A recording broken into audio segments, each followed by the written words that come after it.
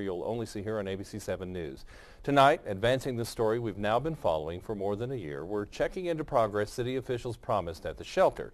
ABC7 investigator David Grasso-Ortega is here to help break down exactly what is happening at the shelter. David?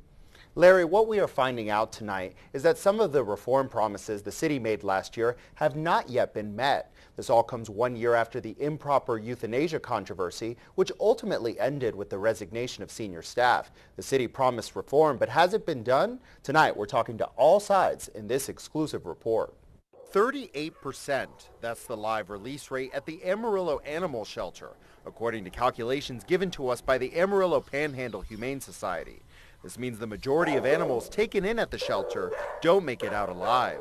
And in an effort to combat that number and euthanize fewer animals, rescue groups are now sending animals from Amarillo to all over the country.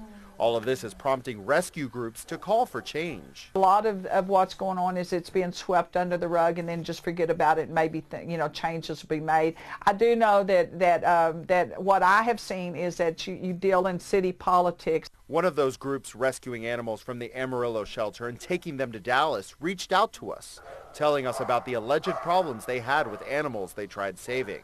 The Dallas collaboration rescued 250 of the animals from the shelter. So they were responsible for 250 adoptions per se. But I will say there were a lot that didn't make it. A lot of the animals didn't make it. We had a lot of really sick parvo, distemper, deadly infectious diseases that came out of the shelter. In a written statement to ABC7 News, the city says all staff are responsible for the welfare of animals in our care 24/7. As staff moves throughout the facility, if at any point the health of an animal is in question, the animal is sent to a veterinarian for evaluation.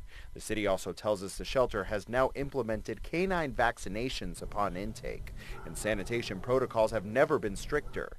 Now, back in October, the city sent out this press release outlining improvements it said it planned to do.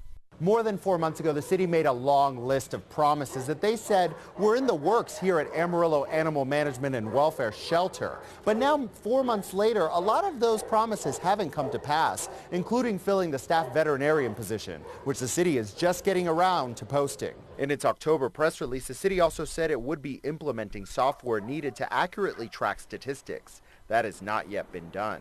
Here's the response we received from the city. The new shelter management software solution with support modules has been selected. Gina McFall, who manages the shelter's nonprofit partner in charge of adoptions, the Amarillo Panhandle Humane Society, says she is hopeful for the future. It's a work in progress. I'm hopeful for the future. I do not think we're there yet. I think there's a lot of stuff that still needs to be done. In the end, animal rescue groups just want to save lives. We're still seeing empty kennels on nights where they're doing big EUs, and EUs meaning euthanizations. Now, we do want to let you know that we took our questions directly to the new director of Animal Management and Welfare, Richard Havens, and while he offered to speak to us, the city declined to allow him to do so, asking ABC7 to submit questions via email. This is a story we are continuing to track, and we will bring you any updates as they happen. All right, thank you very much.